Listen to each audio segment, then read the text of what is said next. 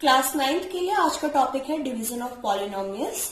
दो पॉलिनोमियल्स को अगर डिवाइड करना है तो किस तरीके से करते हैं। अभी तक आपने नंबर्स को डिवाइड किया होगा और अपने डिवीजन को चेक भी किया होगा। जैसे फॉर एग्जांपल आप देख लीजिए 2 से आप 3 को डिवाइड कर रहे हैं तो 2 1 जा 2, रिमाइंडर इज 1।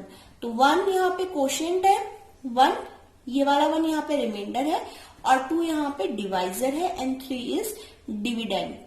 ठीक है, अब चेक करने के लिए क्या करते थे आप, 2 मल्टीप्लाई 1, इन दोनों को आप मल्टीप्लाई कर देते हैं, कोशेंट और डिवाइजर को, और प्लस 1 रिमाइंडर को प्लस 1 कर देते थे। 2 मल्टीप्लाई 1 2 प्लस 1 दैट इज 3, और 3 ही हमारा क्या है, डिविडेंड।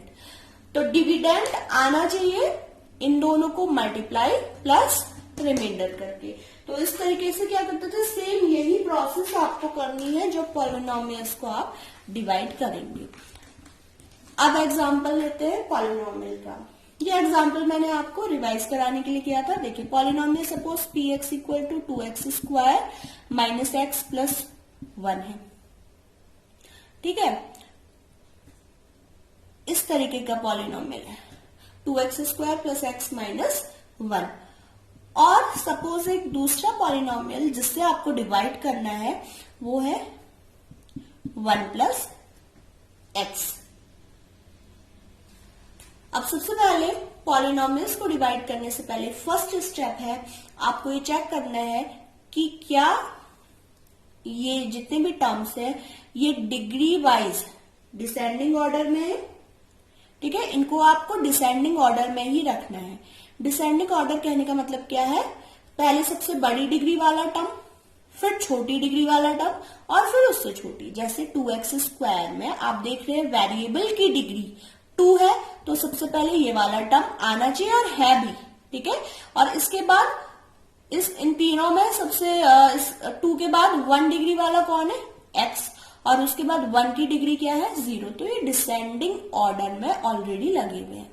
ठीक है, इसमें कोई चेंज करने की आपको जरूरत नहीं है। अब बात करते हैं gx की। gx यहाँ पे क्या डिसेंडिंग ऑर्डर में डिग्री वाइज लगा है, नहीं लगा है, क्योंकि यहाँ पे 1 के लिए डिग्री क्या है, 0, और x के लिए 1, तो ये असेंडिंग ऑर्डर में लगा हुआ है। तो सबसे पहले हम इसको डिसेंडिंग ऑर्डर में लगा लेते हैं। टर्म्स को डिसेंडिंग ऑर्डर की जो डिग्री वाइज है वो लगा लेते हैं। ठीक है, अब क्वेश्चन गिवन है कि find px divided by gx। That means gx से क्या करना है आपको, px को डिवाइड करना है। तो नॉर्मल हम डिवीजन किस तरीके से क्या करते थे, आप इसको ऐसे लिख दीजिए। अब देखिए gx is x plus 1 and px is 2x square plus x minus 1। ठीक है, स्टेप नंबर 1 तो पता है आपको, ऑर्डर वाइज लगाना है। स्टेप नंबर 2,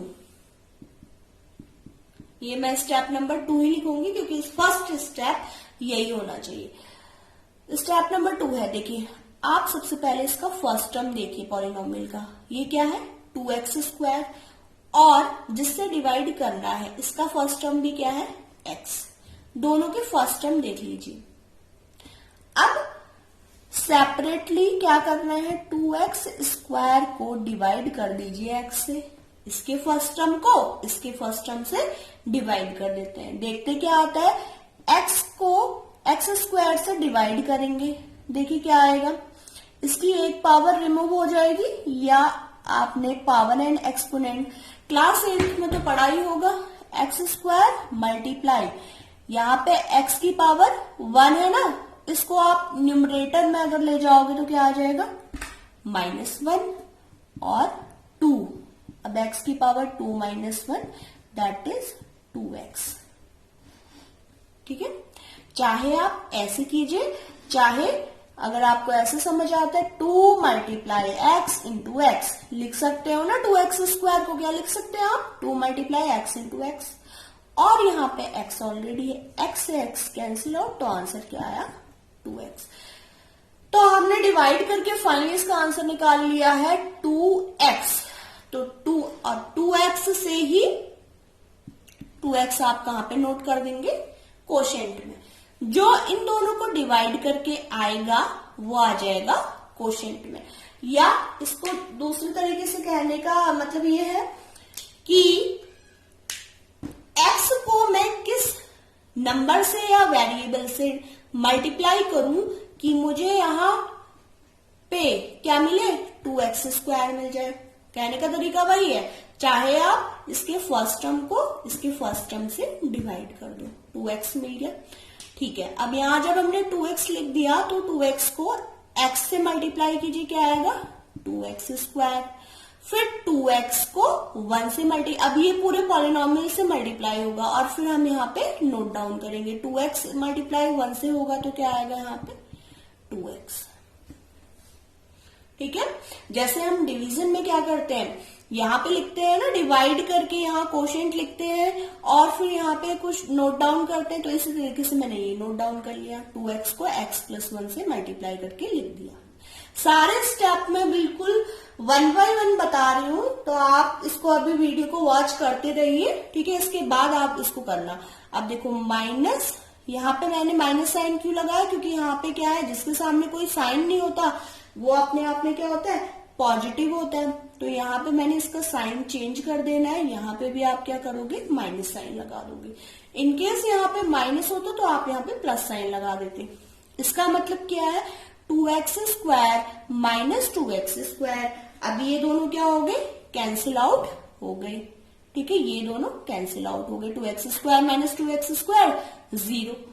अब यहाँ पे देखिए x, और ये साइन बिल्कुल मत देखिए आप, इसका क्या देखना है, देखो x माइनस 2x ये करना। आप इसका प्लस साइन ना देख के सिर्फ इतना पोर्शन देखिए, x माइनस 2x। क्या आंसर आता है इसका, -x। ठीक है, ये -x क्यों आया, क्योंकि x का कोफिशिएंट है 1।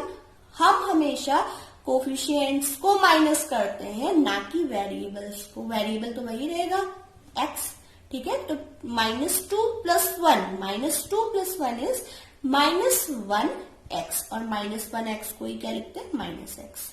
ठीक है, आई होप आपको समझ आ रहा होगा।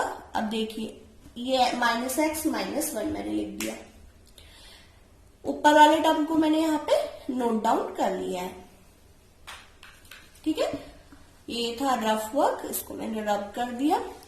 देखिए अब नेक्स्ट फिर से वही करना है। इसका फर्स्ट टर्म क्या आ रहा है, x -x, और यहाँ पे फर्स्ट टर्म क्या है, x। दोनों को डिवाइड कर देते हैं साइड में। ये काम भी आप रफ वर्क में करिए चाहे। -x divided by x, answer क्या आना चाहिए, -1। -x और divide by x, answer is -1।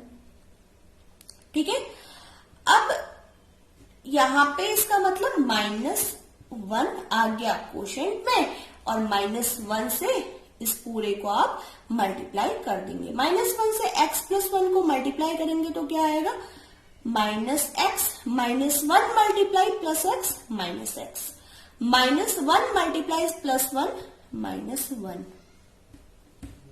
ठीक है, अब आप क्या कर दीजिए, साइन चेंज कर देते हैं।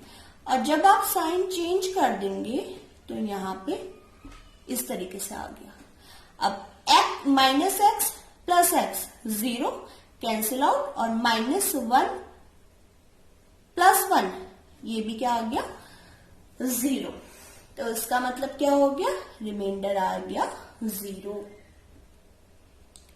ये सिंपल सा डिवीजन आई होप आपके समझ में आया होगा। इसके बाद कुछ क्वेश्चंस मैं इसके और कराऊंगी डिवीजन की ही, और अगर आपको नहीं समझ में आ रहा आप कमेंट मुझे कर सकते हैं, अपनी क्वेरीज आप मुझे बता सकते हैं।